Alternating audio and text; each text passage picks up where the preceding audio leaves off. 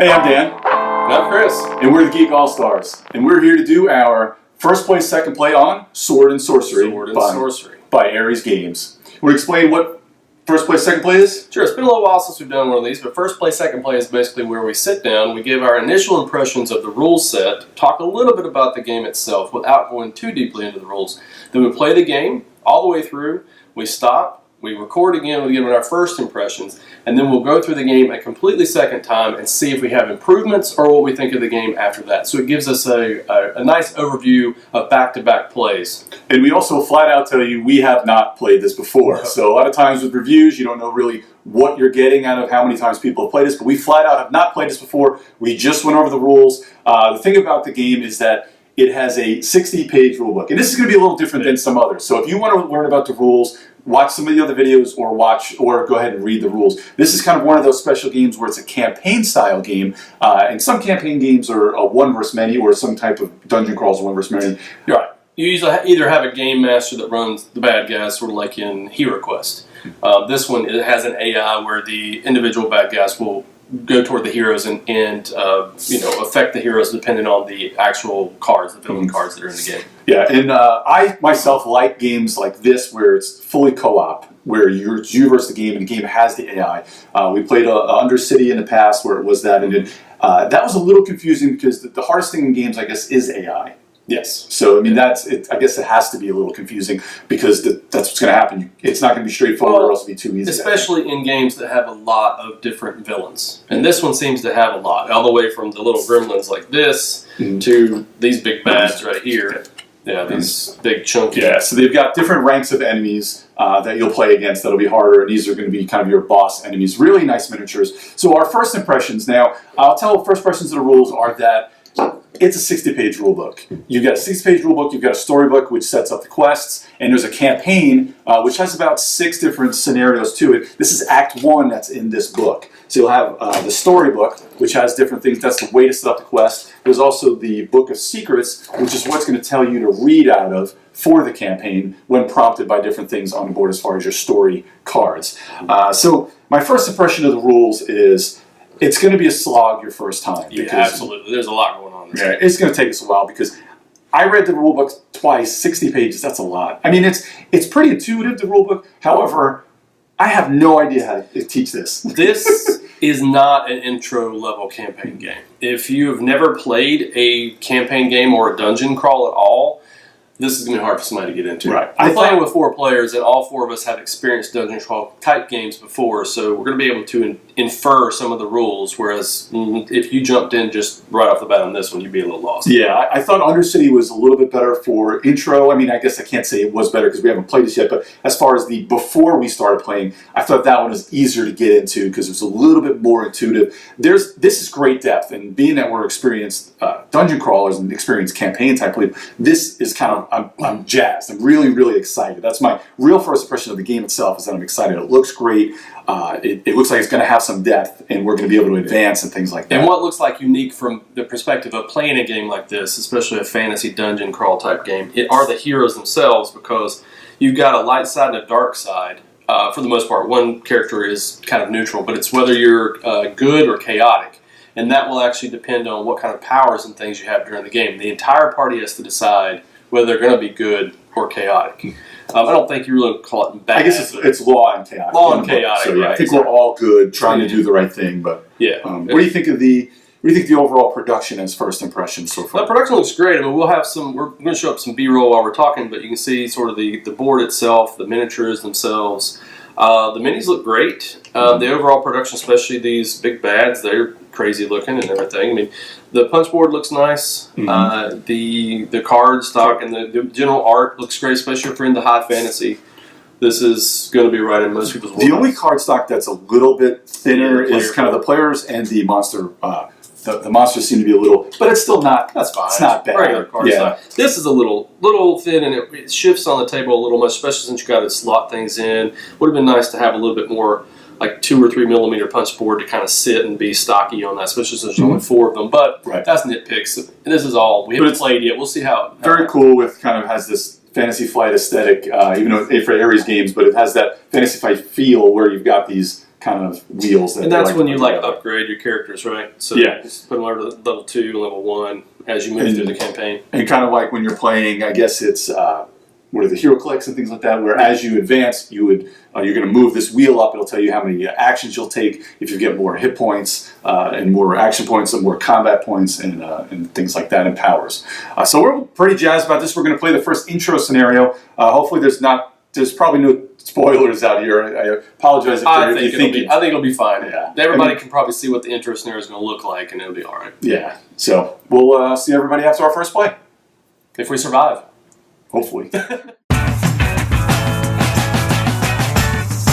So we're back. We got past the intro scenario, or I think it's called a prologue in this, or the intro scenario. And first impressions, or just kind of from the hip, we never really were in any real peril, but that's kind of normal for an intro scenario. Yeah, it's tough because Chris Mosley, who was playing basically our sorceress, or I'm not sure what the she was a sorceress. I think. Sorceress, yeah. So basically, the magic user got close to dying once, but we were able to go and. I came in as the tank and was able to just absorb pretty much everything. And we found a healing potion, and he was able to take that. And of course, the thing about this that we didn't get a chance to explore was the fact that when you die, you don't really die. Right, you become a spirit ghost. It's kind of the theme. I think we mentioned earlier where you're resurrected adventurers and you're brought back for the powers of good. So when you die, you don't really die, but if everybody also is in ghost form, then you lose the scenario. So, but I think that's kind of a good theme because you don't want to beat people down too much. I mean, I'm sure the later ones are going to get pretty hard. I can definitely see that some of the higher level monsters, especially just looking in the box. I mean, we were showing a couple of the big chunky figures that come in the box. I mean, there's some really big bads in the box. So obviously, some of the later scenarios get much harder. Yeah, and the bigger, not to spoil anything, but the big bad at the end of obviously, most scenarios are going to have a big bad. The big bad possibly could have done some damage to me, but we probably would have overwhelmed it at the end as it is. So let's just kind of get into real quick brass tacks. Was it fun? I mean, I had a good time. It was long. Right, it was long. Dungeon crawls usually are long. And it was our first, because we had to get used to the iconography, kind of how the systems play. I thought it was a little bit confusing. We're starting to punch through that hole, but there's still a lot of really wacky things where the rules don't cover a lot of things. Like when you play games like this, the first scenario you play, and maybe in one day you play a first scenario and then a second scenario, then you go to BGG and you've got to look up all these FAQs or look up what's. And we actually did have to stop in the middle and look up one thing: the upgrade system. When I start my character out, I was the rogue. Shocking. But it was the rogue, you see these we talked about these before where you're twisting them. And when we start out, there has a little asterisk next to it. And it depends on how many you start with, which are your independent talents or your powers. special skills or whatever that you get. But in addition to that, there's also a talents deck. And it mentions that if there's an asterisk there, we couldn't figure out if it meant that I only got a talent to start with or if I got a skill and a talent to start with. So we had to stop. So apparently the number is how many powers, and if you have an asterisk, you also get a talent. That's what I saw at BGG. Right. So later there'll be 2 asterisks there, so you'll be able to get 2 talents. And the base game, or the first act, doesn't have a whole lot of talent, so it's got enough for basically a 4 or 5 player game. Probably by the end, by the time you're really ranking up, there's probably no more left by that. You're probably just forced to take some things.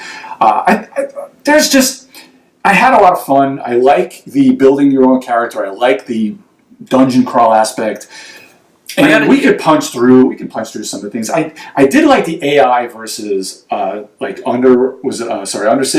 Yeah, I like the AI system here better than Undercity because it was very, very straightforward. I mean, there was a couple times the cheat sheet. I wish it would have had the ranking of where everybody's at, because there is kind of it goes after this, but if there's a tie for this, then what? And there's like a 3 or 4 prong thing on there that probably could have been on that.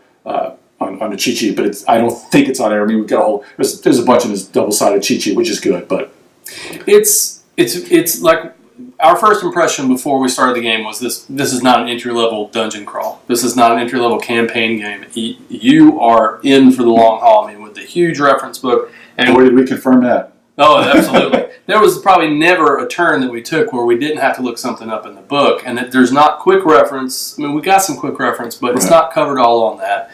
Some cards pop up. Every individual bad guy that pops up has a special condition that happens with turnover and counter cards that could activate special abilities. It's just a lot going on. So if you're, like we said, if you're new to this type of thing, this is not what you should get into. Right. This is not for the person that just wants to have a little bit of upkeep. Maybe one thing, because I think this is almost like Castle Ravenloft to Wrath of Ashardalon +1. Because those have decent upkeep, but that's kind of your base level there because everything's pretty handled. And there's a lot of cards in it, but this is...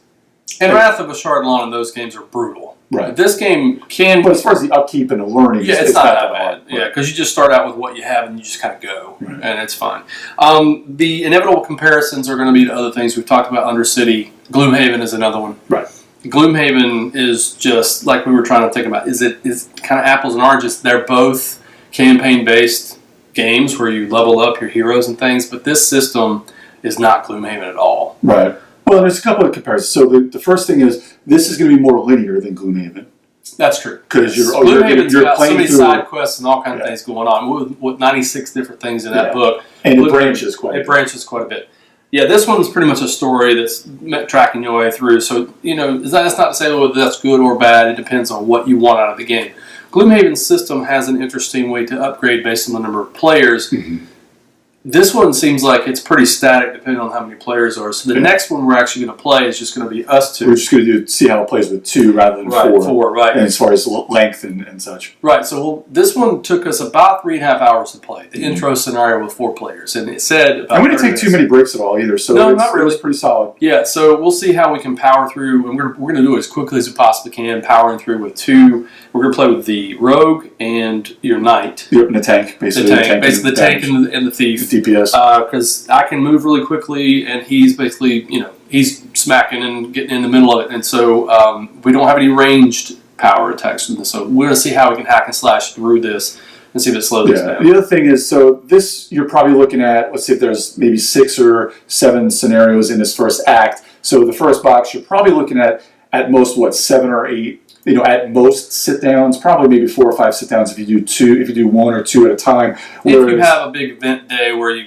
basically sit down and do like we do, we're going to do 2 at a time. So, there's a lot of game in here, but there's a lot of game. And there's a lot of replayability, too, because you have things like these enemy powers where some enemies will come out with the power. So that changes up quite a bit of enemies, which is a lot of fun. Whereas Gloomhaven, you're playing practically a D&D campaign. You're talking about a year's worth of playing. So it's hard. There's no way to compare the actual world and the things that you're doing in Gloomhaven to a game like this. This one's very in-depth. Mm-hmm. Gloomhaven is as well, but Gloomhaven's going to be more of like the branching story type things that happens. And it's a system that builds on itself. Yeah. This is built around individual laid out things that they've done from the very beginning. And don't get us wrong, when we played Gloomhaven, especially the first couple of times, we still had to look into rules for a lot of different things. But there was a certain point where, I guess after that first day, we kind of had it. Yeah. We were still looking at FAQs and stuff, but it just went floating into it. This is why we do the second play, to see if the second play goes a lot quicker and we'll see how it goes. We'll see how much we have to reference the rules with this next one and how quickly we can play through it. So we'll be back after we play. Yep. If we survive. All right, so we've played it twice, and we've got through the second scenario. We did play it, like we said, with just 2 players rather than 4 players. So what did you think about 2 versus 4? It was fast. It was a lot faster than 4 players. 4 players, like we mentioned, it took us 3.5 hours. It was kind of a slog at some times, but of course it was our first play. We were looking up rules and whatnot. We had the rules down this time. Right, much better. We only had to reference things a couple of times. And the keywords kind of sometimes like lethal and critical, sometimes those can be a little confusing. Right. But, we've gotten through that in like an hour. Yeah. And, the box says 30 minutes per player, so... Maybe. But I got to say, I think that I feel like the sweet spot in this one might be 2 or 3 players. So I think the 2-player felt really good. The only thing that I will say that I felt... This is tough because I always play roguelike characters. I always play rogues or thieves or, assassins, things like that. Surprise. Surprise. But that allows me to kind of also have a litmus test for every scenario that I go through with different, any things like this with dungeon crawls and things. Yeah, I just think you like gold. More than I like gold, but I also like to be mobile. I like backstabbing. Yeah. I like to be sneaky and mischievous. But this one, I will say that, us going with, kind of hack and slash because we weren't really ranged at all. Right. was where we just had to kind of move through and just try to attack as much as possibly can. You were just dealing so much damage that I felt very mobile, and I was able to lead enemies, but I wasn't doing a lot of damage. We got pretty lucky with some treasure draws in the end of the first scenario and the beginning of the second scenario. So we had things that were really powerful. I don't think we did anything wrong. It's kind of hard to say because it wasn't like we weren't getting forged items, which are things you have to do, you have to spend to do. And there are things that you can do with the Emporium, which is another way to, it's kind of like a shop. So I spent a lot of money to forge an item to make a really strong sword, but I had to sacrifice my shield. It's and true. it helped, terribly helped. And also, we made some smart decisions because I sacrificed a whole power to be able to get dominance almost every single time. So that really helps because you're getting extra damage. So when I'm getting extra damage and doing a lot on a sword swipe, we are getting bashed, but I did take a lot of damage towards the end of that. So what did you think about the story of as we were going, kind of as the storybook, we read things? And I know we were going pretty quick for the second scenario, but there still was a narrative. Yeah, there is a narrative, and you start to see how things are being pieced together. It was interesting because, again, we're trying not to spoil too much, but in the second story, since I'm the thief, I'm always going out in front and scouting and trying to do great things. Well, I burst through the doors of this place, and immediately I'm attacked, and I'm down to almost dying just in the first attack, and I'm like, what is happening here? So that was probably our fault for reckless abandon too. Because we were like, go in there and just get it going so we can go. But it's my job, I have 5 movement. I should be able to use it and use it to that advantage. So in that essence, it was nice though because it added a little bit of tension. Because I'm thinking, how am I going to heal this? Am I going to be able to heal it? Are we going to see what it's like if somebody dies at this point? But after we got past this, the rest of it, I wouldn't say it was a cakewalk, but just 1-2 punching it all the way through, me disarming traps, and you kind of just soaking up the damage and just whacking them with that giant sword that you had. Yeah, that brings me to something where things like Dragonfire and also Gloomhaven, they tell you exactly what goes on between each scenario that you go on. There's not really a good thing in this book where it says, hey, once you're going, you can you can buy one thing here, or you can give, it talks about the stash a little bit where you have your armor and stuff, but can we spend this money? Or do we have to wait for every single Emporium? it just doesn't jive very well. And in Gloomhaven's kind of interesting too because between scenarios, usually, you can go back to town, and then you have a walking scenario or an encounter that happens if you go back to town and then go somewhere else. But once you're back in town, you can always shop and upgrade between things, which feels much more like a traditional sort of dungeon role-play game. Gold is really tight in that, where I don't know if we just got lucky super here. tight. No, we are just loaded. We're swimming in gold. So, granted, when you forge an item, it's only for one quest, but if I happen to go to the Emporium again, I can forge something pretty easy with all the gold that I get. Well, being the thief again, it's I managed to find a tunnel and 100 gold coins just right off the bat, and that's a lot. I will say though that there are certain things in here that like projectiles that you can throw, and if you roll the die, you get this little gremlin head. You won't be able to see that, but it's 1 out of 10. It's 1 out of 10. Yeah, it's a 10-sided die, and it's 1 out of 10. If you get that when you're rolling for damage, tossing it one range, it'll go away. Of course, I rolled that right off the bat, and I lost. But that's kind of part of those. But it doesn't really matter. The other thing that's really cool is it's a little thematic where you're the thief, so anytime there's a saving throw or trying to avoid traps, you're dashing here and there, and you don't get hit by them. Whereas my save, man, it took me forever to save. Your save was pretty rough. And what I did also was, since I got a talent, I went ahead and took lucky, so I get an extra roll. So that helped quite a bit too. And I got an artifact that gives me, it's a lucky charm, allows me to reroll save throws. So I'm just saving left and right. Plus I can disarm traps and pull 2 trap cards and choose which one I want to try to save against, or if there's no effect. So it does, in that instance, it plays much more like a traditional rogue or thief. And I think that it also, we talked a bit about taking the different sides of the cards. There's the chaos and the lawful side. Right. And we're doing lawful, and this is much more of just a light thievery and stuff like that. But the other one for my particular class, my character is an assassin. Right. So I can dual wield these knives, and I have abilities that I can take that gives me more damage with the knives, and I think that would make me feel more like the rogue that I played in Gloomhaven, which is fine. This rogue is more of kind of like a scout in a way. It is. It's more of a tradition. It's really more of a traditional kind of a D&D-esque thief, Mhm. and that's fine because I'm used to playing those as well. But you do with that, you do get the ability to have at least backstab or something like that, where you can get one really big attack at least once during the game or twice during the game. In this particular instance, I'm just kind of just dinking and dunking with my knife, which helps. You know, you're just trying to annoy them until the big fighter can come in and clean up. That's pretty much what I did. Actually, I really like the story.